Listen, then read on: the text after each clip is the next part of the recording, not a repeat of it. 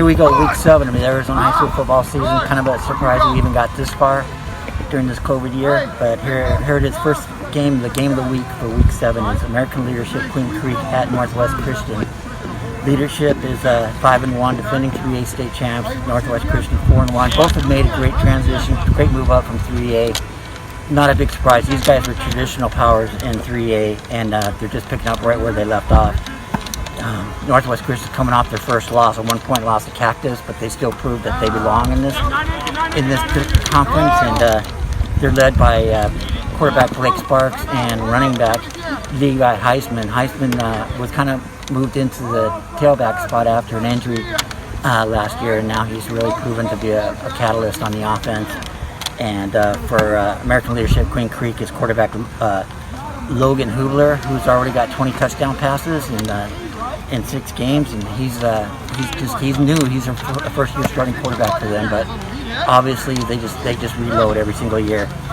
For the number 2 game of the week, we got Saguaro is at Horizon. Saguaro's 3-1, Horizon 3-1. Both this next game will qualify both for the state playoffs because you have to have at least 5 games played.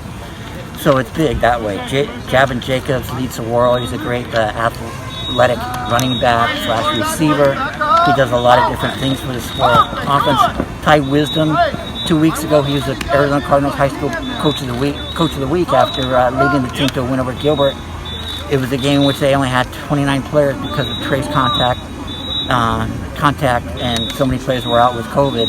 So that caused Horizon to miss their next 2 games, and one of those games was scheduled with Saguaro, but now they're able to pick it back up and play each other. So that's a big game for these guys.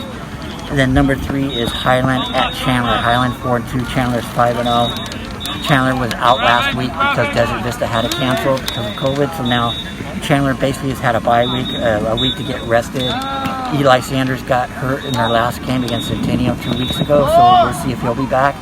But if he's not, they've got so much depth in the backfield. They got Nicholas Nesbitt that they just plug in, and he does a great job at running back.